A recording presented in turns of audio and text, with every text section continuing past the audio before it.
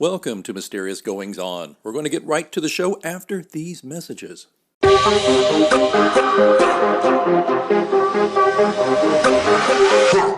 You know, one of my favorite times of year is the end of the year. It's about endings we wish to speak. Well, not exactly. But, you know, I love to get with folks who have a variety of interests and are paying attention and kind of just do a kind of a potpourri towards the end of the year. I think it's kind of fun to do that. And so our guest today is not necessarily pushing a book and not necessarily got an agenda other than to have a great conversation. And I hope I can hold up my end, because today I'm very excited to welcome to Mysterious Goings On, Emma Alvarez Gibson. She is a writer, editor, creative strategist, and part-time Cassandra. I was going to tell her I don't believe that. Then again, if she's a Cassandra, she's used to being told that people don't believe her. Her multicultural, multilingual, and pathologically curious approach to life informs all of her work. She's the director of strategy and creative with the Kansas City-based Brain Zooming, I've heard of them, and co-founder and CMO of the bi-coastal agency Dossier. Her latest project is A Brief Compendium of Cool.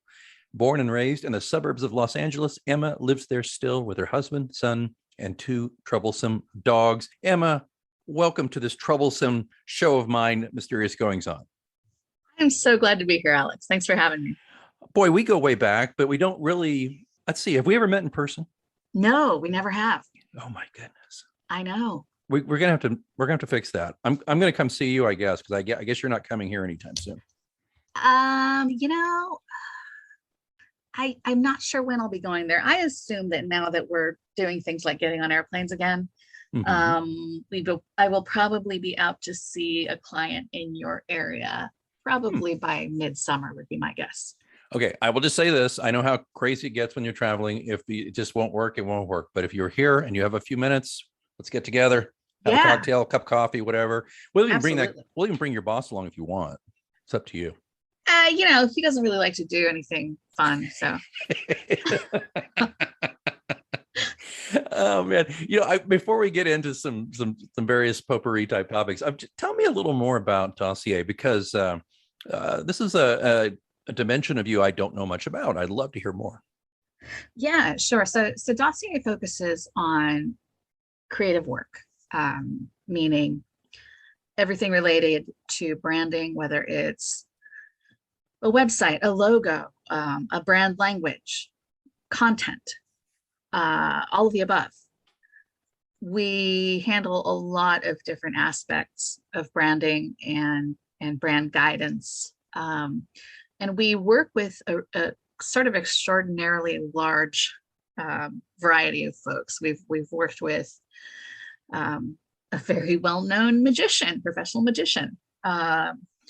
We've worked with a now journalist who in his previous life pulled off one of the bigger bank heists known to modern history. Wow. Both my partner Katie Boyer and I, we both work full-time jobs. So Dossier is at the moment something we do when time allows, a little bit of extra, you know, intensely creative work that we do together. And we work really well together. We joke that we share a brain. So a lot of times it comes together a lot more quickly and easily than it should. And it's just kind of a magical thing, which is why our tagline is Augurium obsonatus, which is Latin for enchanted marketing. I was going to say Gesundheit, but you explained it. Thank you. Well, it's cool, and it's a great website. And if you don't mind, I'll put a link in the show notes. People can check it out for themselves. I think that's cool. One thing I think you and I have in common is that we're both very much into concepts of messaging and of looking for ways to try to present people, places, things, brands, companies in the minds of people in different ways. And so I'm fascinated by this kind of work, and I'm delighted to speak with you because I know that I will always learn something. Now, this other thing I want to know really quickly, though, before we really just start jumping into some potpourri talk, this brief compendium of cool. Now, what's this all about? It's a project that started, well, I will, I'll say this, as in its current iteration, it's a product of COVID. It started life as a book proposal. And I'd finally finished a draft and had started garnering some interest potentially from agents, and then everything shut down, and nobody wanted to buy any books from somebody nobody's ever heard of. So given that a lot of people were very kind to send me, to write up essays for me on the topic and to provide interviews, I didn't want to just let that stuff sit on a shelf. Right. So I created a website for what's there now. I do hope eventually to still turn it into a book. And the idea comes from two things. One, if you look at the about page, it tells a little bit of a story about the first time that I remember encountering something that I would later describe as cool. I was mesmerized. I was not quite 3 years old. And because of that experience, I think I've always been intrigued by what it is that makes something cool, what it is that has that magnetic pull that is recognized by a lot of different people in a lot of different places. It's cool as opposed to popular. It's cool as opposed to hip, because I don't care about that shit.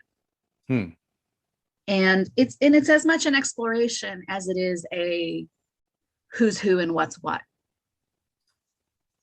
So I continue to build on the portfolio of what's in there, and I do hope to eventually turn it into a book. Sounds like a great idea, and your day will come. I know with that. I think the whole world's getting back up off its knees and off its back, off its heels, off of things. It's getting off of things.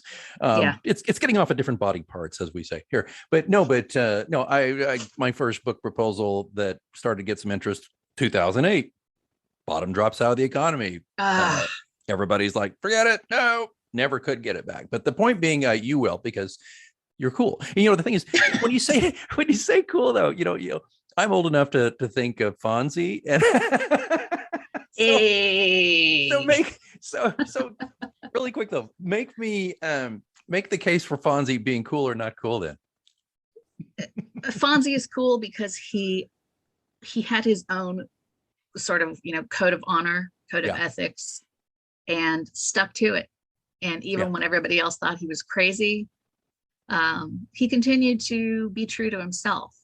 I'm finding that the common thread through all of these things that I think are cool, because anything that's on the website that I'm saying, hey, this is something cool, I personally vetted it, because I make the rules there. So that's different from conversations I've had with people about what they think are cool. But anything on the website that I'm saying is cool tends to contain that thread of having a code of honor and staying true to oneself. Though, the ding I would give Fonzie, besides his fashion sense, was also that he had a hard time admitting when he was I can't do it, because Fonzie could never say he was wrong. Do you remember? Yes, that's a huge problem. Nobody's perfect.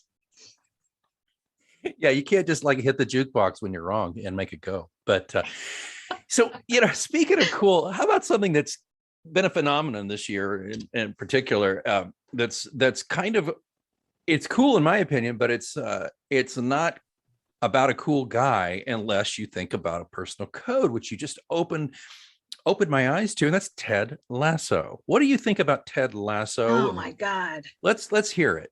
Okay. So first off, I have to preface this by saying that for most of my adult life, I have been a terrible, terrible television snob, which has greatly offended friends of mine who work in television. And I spent so long sort of sneering at the whole thing that I realize now I've missed out on a lot of really great stuff. So mea culpa, mea maxima culpa.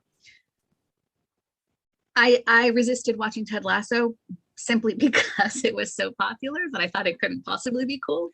Yeah. But finally, I don't even know what it was that finally kind of,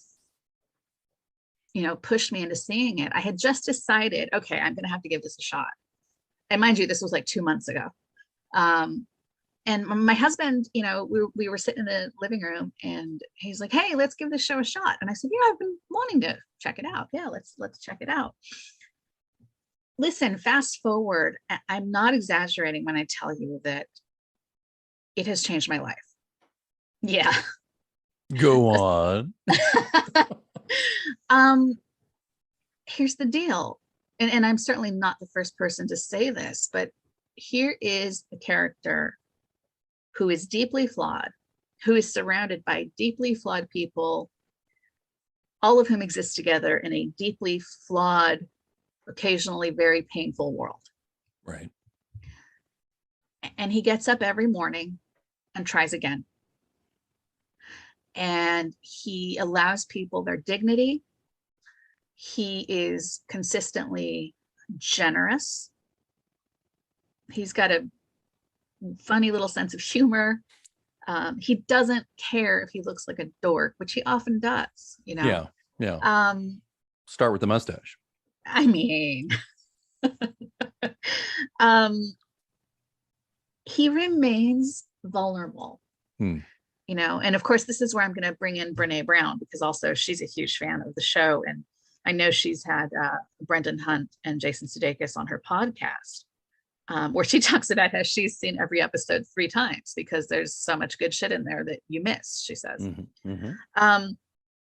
But kind of one of the things she talks about a lot is remaining, and I'm probably saying it in the wrong order, but it's kind, vulnerable, or is it, no, sorry. I'm screwing it up. It's vulnerable, awkward, and kind.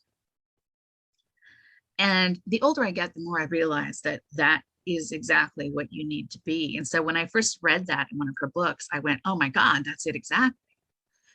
And that's what Ted does. And, just to be completely frank and completely geek out here, I think the overarching thing for me was that it made me realize that for as much as I have prided myself on being open and vulnerable, there's a huge part of me that has spent a lot of time, many years, trying to protect the very core of that.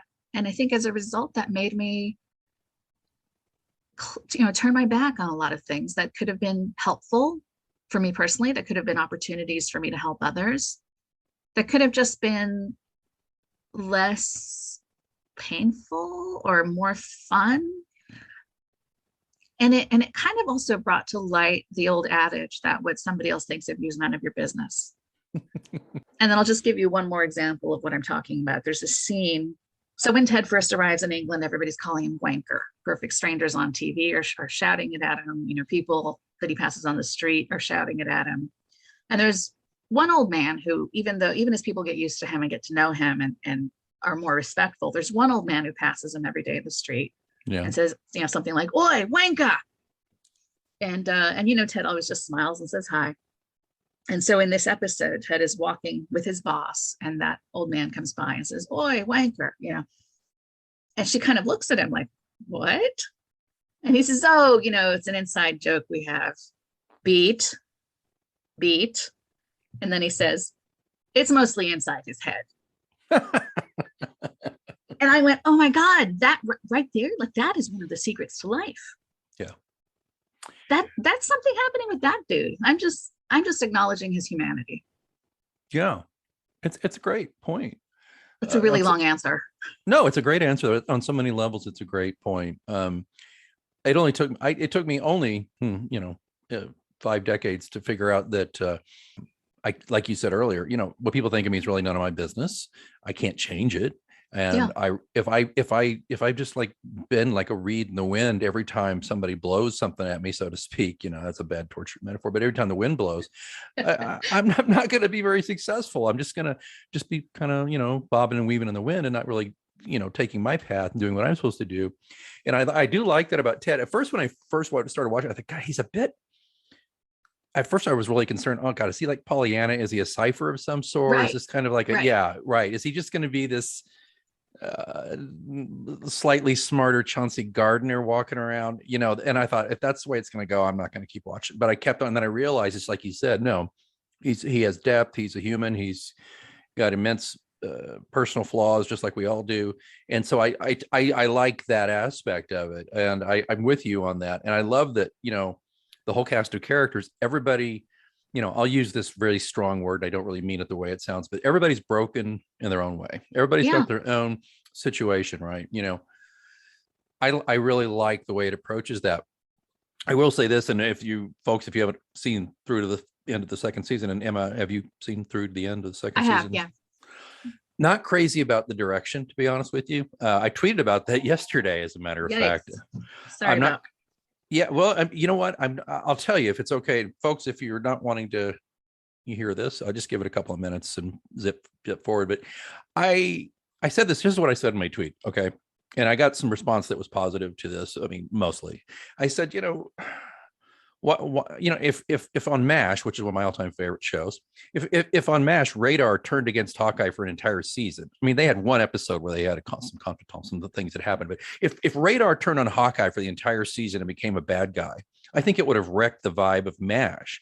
And that's what I think that's what they, at least for me, have done to Ted Lasso. So discuss it. Why am I wrong about that?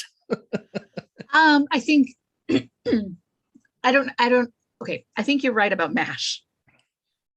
I also know that the writers are furiously writing away as we speak, probably.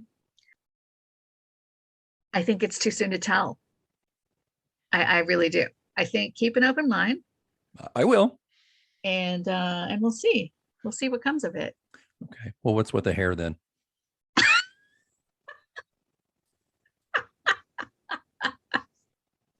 I don't know. I don't know what to tell you. Not since Roddy McDowall appeared in Fright Night 2 have I seen such a bad gray spray job on an actor. You know what? What's interesting though, I've noticed that since during the course of the pandemic, a lot of people I know have gone very suddenly much grayer than they were. Well, dramatically. Speaking of, on the same Twitter feed, a friend of mine said that about the gray, and two guys who were talking to me about it are both men, and they're one's in his mid 50s, one's in his early 60s, and they're all with gray, and they're like, "Hey, what's with the gray? Does that equal, does that equal evil? Come on now." And I said, "Well, you'll note that I only have a few stray strands of gray, and I do not dye my hair, by the way." You don't? Oh, you are a brat. I do not dye my hair. Of course not. No. Wow. Well, you think I do? No, I mean, it's just it's so not great. Listen, I started, she's digging a hole trying to get out. Are you serious? No. Listen, I started going gray at 22, so I've never. I mean, and I started dyeing my hair at like 14 or something. So wow. Really? Yeah, I'm always amazed when somebody my age or older has no gray. That's impressive. Well, you have the see, I would have known that you have these raven locks. I always thought you were just, you were one of those folks who no, I'm serious. I really my real hair color is very, very, very light. It's like light ash brown. Is that right? Yep. Okay. Well, and by the way, you're gonna have to send me which headshot you want me to show people on the show notes. So sure. choose the one with the raven locks. I guess not, just whatever you want to do. No, it's funny. My dad, who's 77 or something like that now, he only went kind of gray around the temples and a little bit really at all in his mid 60s. So I'm probably on the same. Yeah, I mean, I have a little, but okay, the audience is like, Alex, we don't care about your hair. All right, but the point being, okay, I'm with you and I'm patient with Ted. And of course this, right? I'm sure Mike's told you this. I mean, Sudeikis is from here. I do, yeah. He grew up literally within a mile or two of where Mike lives. So Mike is, oh, by the way, sorry, folks, the leader of Brainsimming is our friend, Mike Brown, who is actually the connector between Emma and myself. Yeah, he lives not far from this, in the Sudeikis family, still lives here. So he seems like a great guy. And, we've got this weird, nice thing here. We got Sudeikis, we got Paul Rudd, we got Rob Riggle, we got all these kind of really, the guy who was on Modern Family, they're all kind of from this area or call this area, Oh, no, wait. Phil, what's his last name? I'm totally blanking on his name. I love him. The guy on Modern Family. Yeah. Jeez, I'm blanking on him too. He played Cam. Yeah, Cam. Yeah, no, he's great. Yeah, he is great. Yeah, Yeah. I actually watched the live stream of Thundergone on Saturday night. That was great. That's the it's the yearly, I'm totally blanking on the word here. It's the yearly fundraiser for the Steps of Faith Foundation. Oh, okay. And Billy Brimblecom and Jason Sudeikis host it. And Oh, okay. I missed it was that. so much fun. Yeah. I first like really got to I never really noticed Sudeikis until he was guesting on 30 Rock for a memorable turn. He was Tina Fey's character's boyfriend for a little while. Yeah. And he played him so straight down the middle, and I thought, well, that's an appealing guy. Then he's on SNL, and I didn't realize that. And my favorite skit of the past 20 years on SNL has to be "What's Up with That" with with DeAndre. You know what I'm talking about? Yeah, and Vance is hands down my favorite Sudeikis character. I love Vance so much. He's so committed.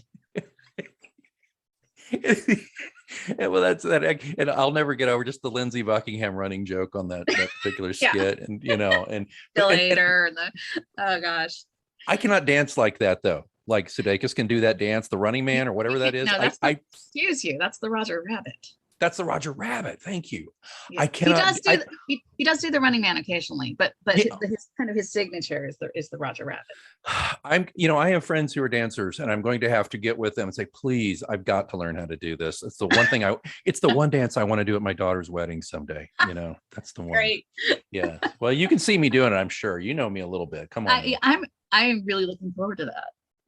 Well, if you're not there, I'll at least get you some bid. So let's transition over from Ted, because I used to be a bit more of a TV snob than I am now. But I want to talk to you about your transition. But I just want to tell you something that's happened to me as I'm getting old and have a gray hair or two. Is this? I don't give a lot of programs much time. I'm gonna by the way, I'm gonna like really make people think I'm very stupid and bourgeois, but I'm 3 to 4 episodes maybe, and if it doesn't trip my trigger, I'm out, which is rude in a way, and it's silly. And here I am, I'm also a professional writer, and boy, I would be so mortified if like people bombed out of my books after 3 chapters, but they do. But my point is, I went in during COVID and I rewatched Sopranos, loved it again.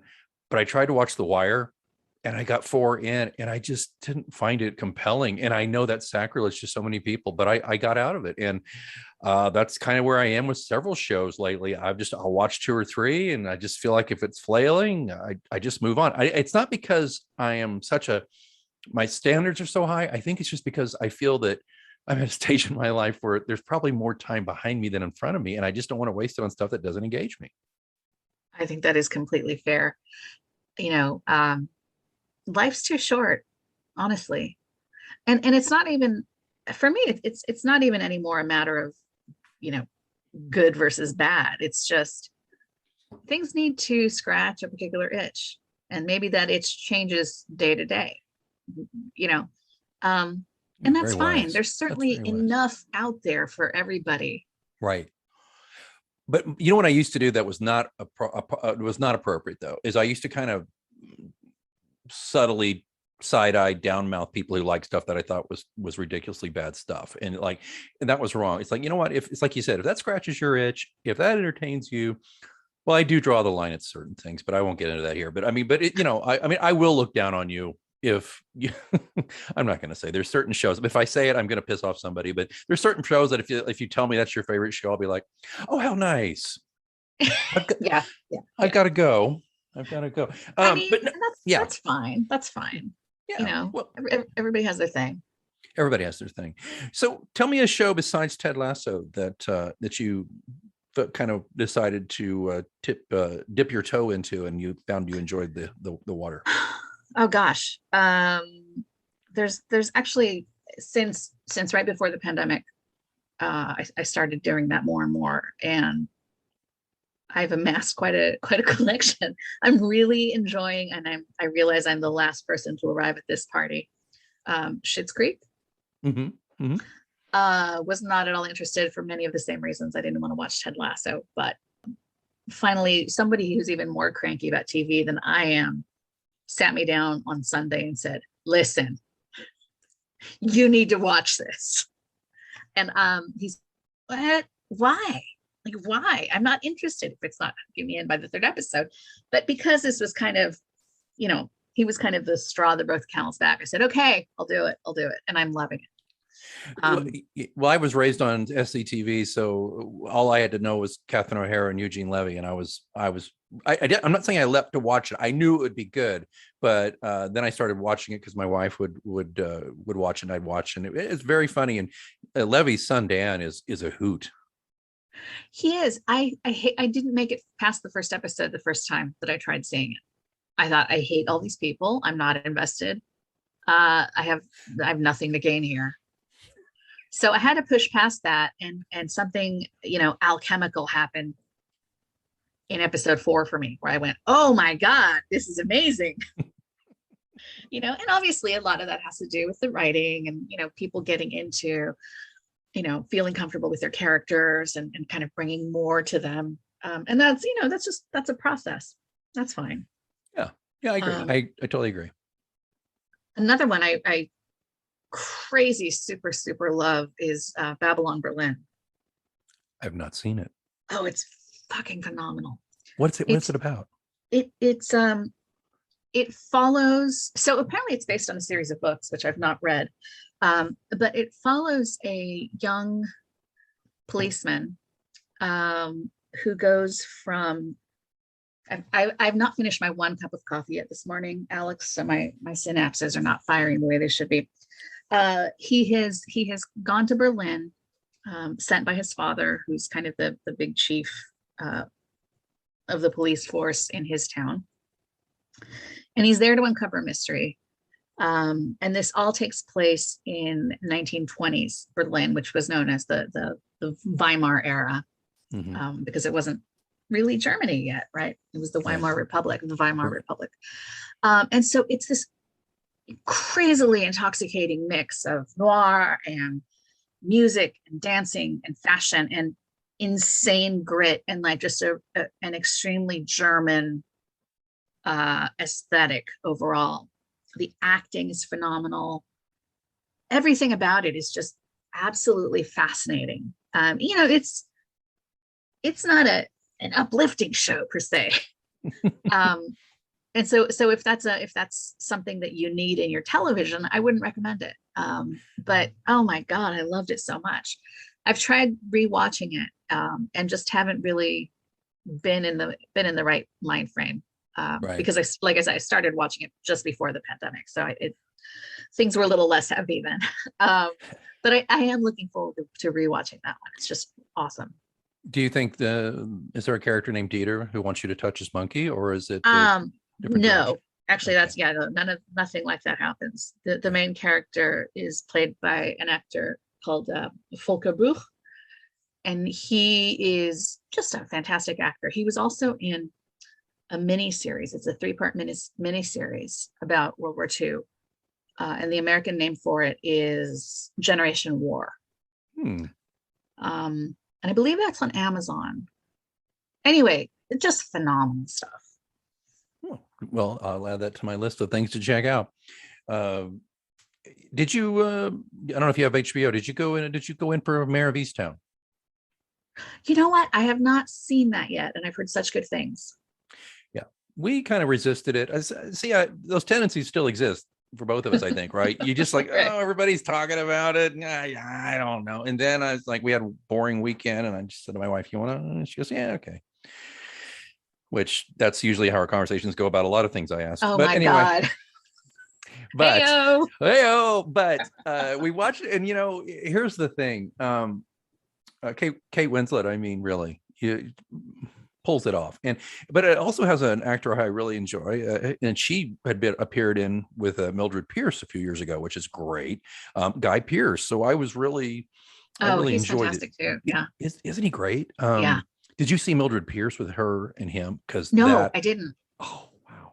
And it's hot, and it's so well done, but it's just hot to me. I just think it's just got it all, so it's really good. But I like her. You really should. It's good. Yeah. So there's so many of those things.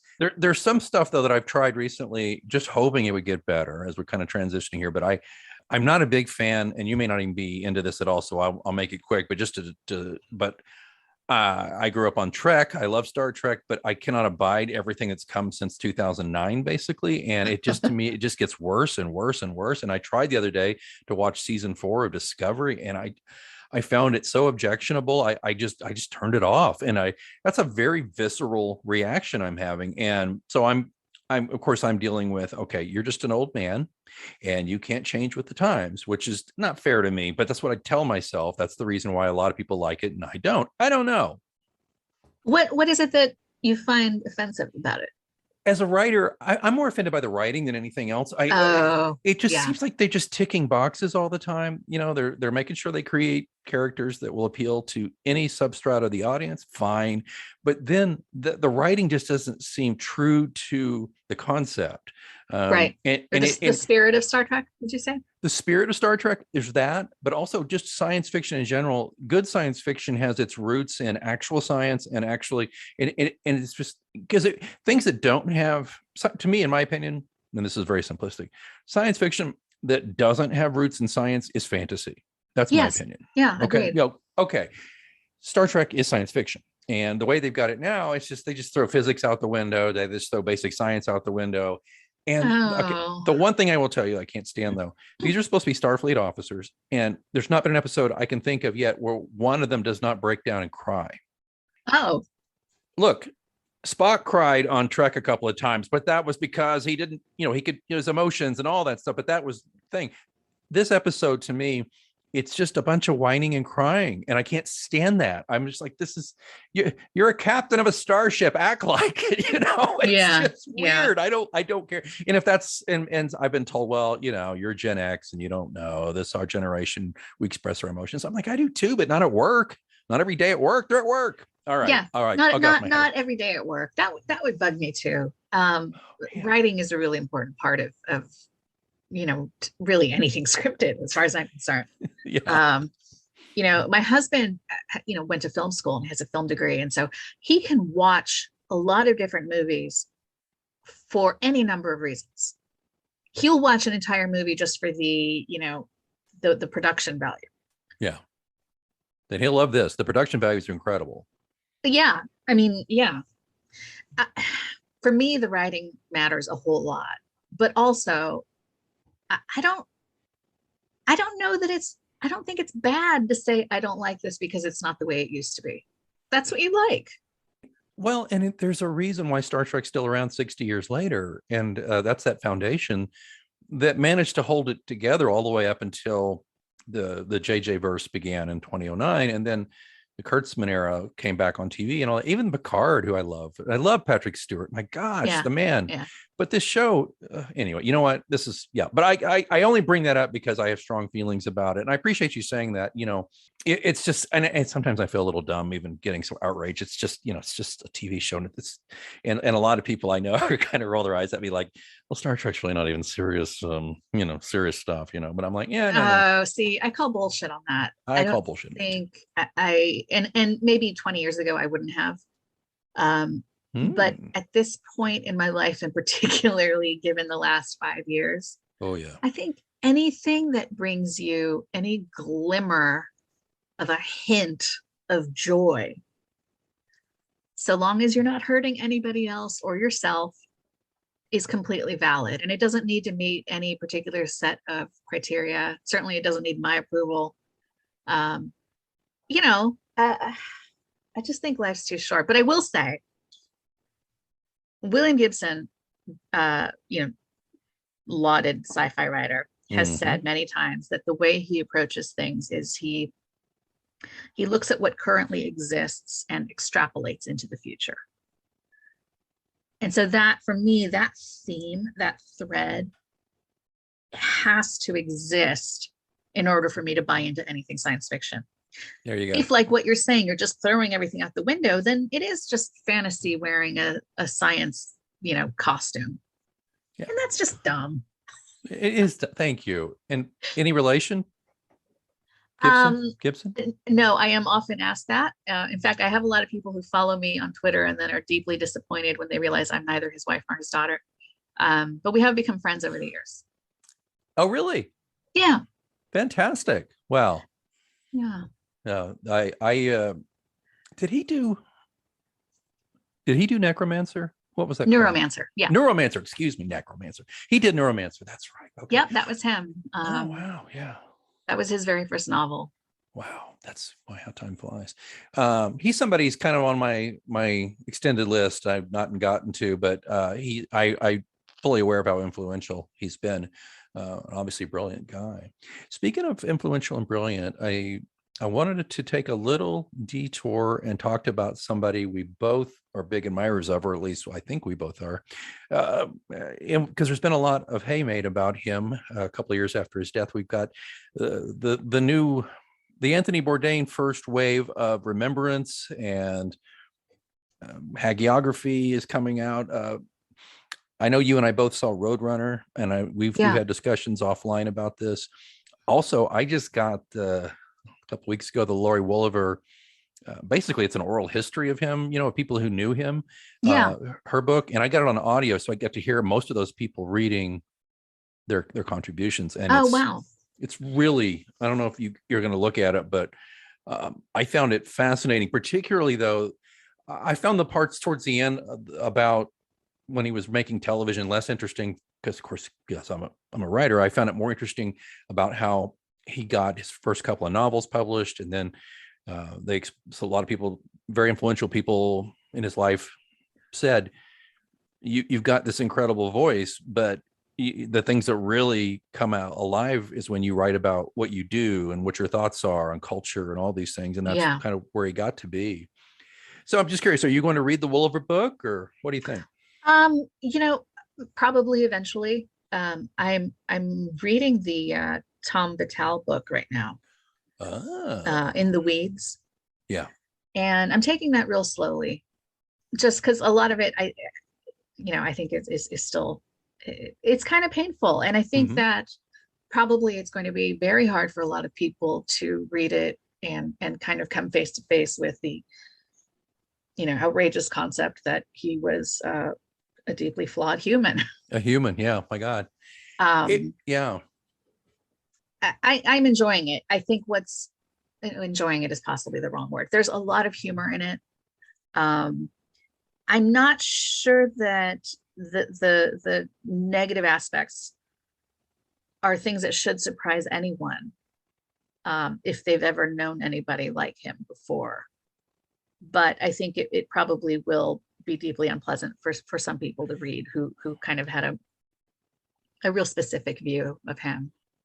I really respect Laurie Woolever, and she was really kind to me when I reached out for a quote for the essay that I wrote about Bourdain in A Brief Compendium of Cool. And I really love that she took that approach to the book, because I think oral history is so rich and so often forgotten now. And I just think it's a brilliant idea that she had. Well, I'm not sure that it was her idea to begin with, but it's a brilliant idea, and I love that she brought all that together. I do too. I'm not gonna lie, it was hard to read parts of it, and of course, Roadrunner, we uncover some things. I think I was not prepared for the fact that, I mean, you could tell the guy didn't suffer fools, right? Yeah. But I was unprepared for the fact that I don't think he had a mean streak necessarily, but the older he got and the more stressed out he got about what he'd created, it seemed he seemed to become, well, I don't know if I'm using the right word. And you know what? Who am I to? I'm not judging it. I'm just saying that it did change what I thought about him a little bit, because I'd always heard that whenever fans stopped him on the street, he would take a picture and he'd be really nice, and he was. But people who worked with him, he could have a short fuse with. And I think the Vitale book, I'm sure you're uncovering some of those things. Is that kind of what you're saying, or? Yeah, I mean, I do think he had a mean streak. I'm gonna take it one further and say that he had a cruel streak. Oh wow! And I mean, at the risk of sounding like a crazy obsessed fan. I think part of what appealed to me about him was that I recognized a lot of myself. Mhm. Um, I know, as somebody who is incredibly prone to depression, but also is used to, you know what? I'm going to read you something I said to a friend Please. a couple of months ago. Let's see. So there was a piece in Esquire in October called How Not to Be Anthony Bourdain. Did you happen to see that? I know I should have, but maybe I didn't. Go ahead. So the subhead of the article is, between sawing the heads off live chickens and shooting scenes out of airplanes, there's a grave lesson at the heart of two new additions to the Bourdain canon.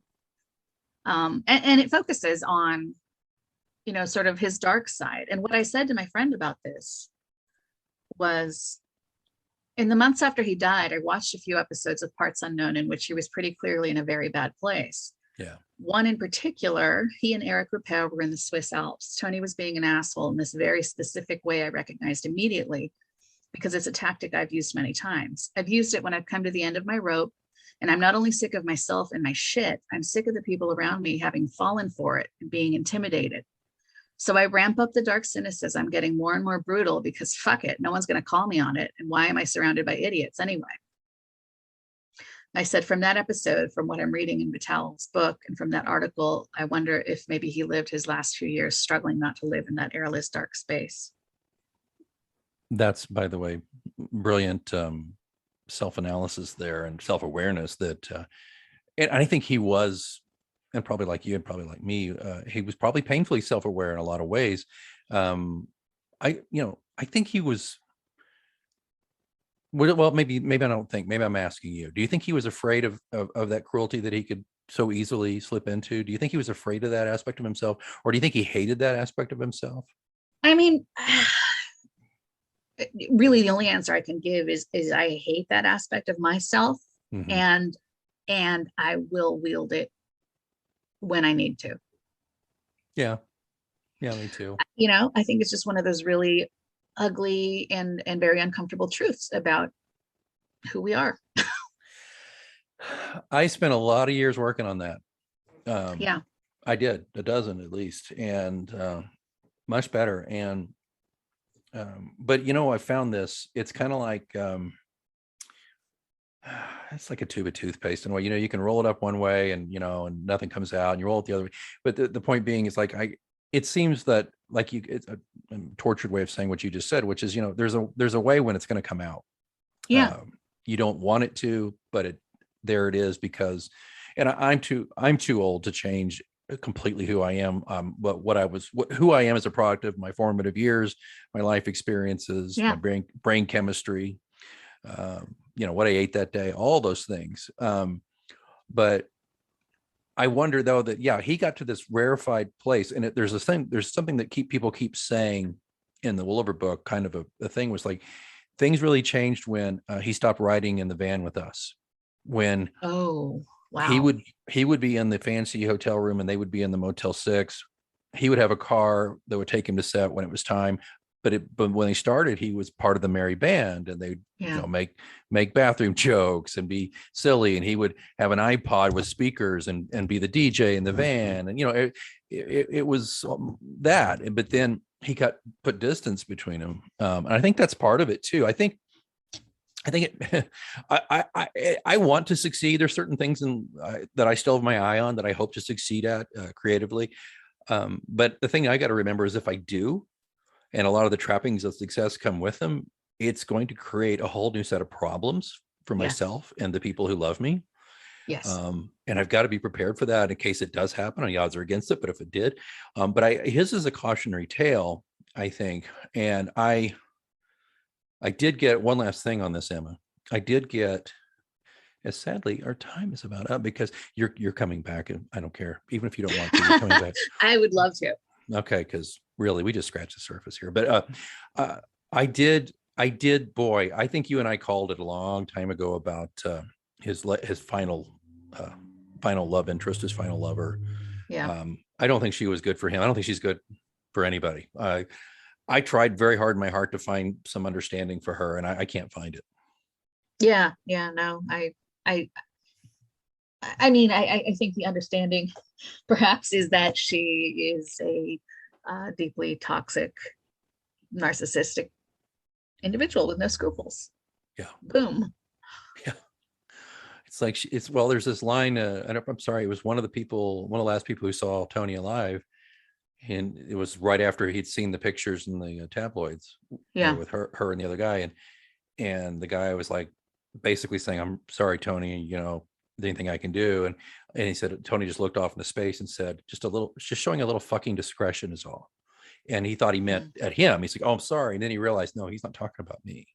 Yeah. Because he felt humiliated by that. Of course. Yeah. Yeah. Well, I've been there too, and it sucks. Sucks real bad. Sucks real bad. Oh man. Emma, one thing that doesn't suck real bad is talking with you. I really enjoyed it. I'm serious when I say you got to come back. We only scratched the surface here. I know. It was like 5 minutes worth. Yeah. I will absolutely. This was so much fun. Anytime. All right. Very good.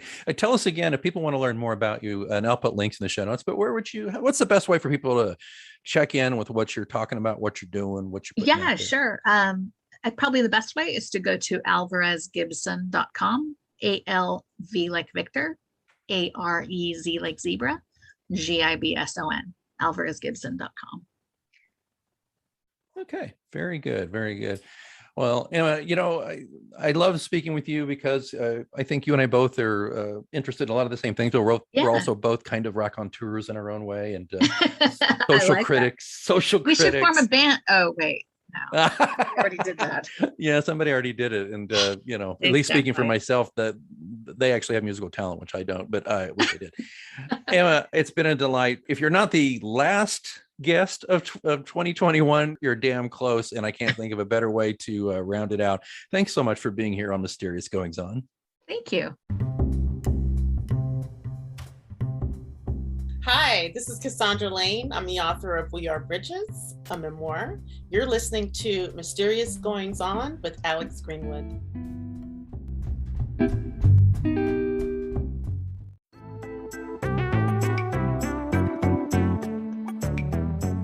I love podcasting. I have since 2006, back when you had to use like a Dixie cup with string to make the thing work. And that's why I'm so excited that we recently moved Mysterious Goings On to Anchor FM to record our podcast. I gotta tell you, I don't regret it a bit. If you haven't heard about Anchor, it's the easiest way to make a podcast. Let me explain. First of all, it's free. There's creation tools that allow you to record and edit your podcast right from your phone or computer. Anchor will distribute your podcast for you so it can be heard on Spotify, Apple Podcasts, and many more. And you can make money from your podcast with no minimum listenership. It's everything you need to make a podcast all in one place. Not going to lie to you, when I first heard about Anchor, I was a little dubious because I've been doing it the hard way for so long. But I got to tell you, it's very easy. Use a Stripe account. Get sponsors. You're not paying monthly hosting fees. The sound quality is great. The distribution is phenomenal. Friends, download the free Anchor app today if you want to start your own podcast, or go to anchor.fm to get started. Remember, you heard it here first on Mysterious Goings On.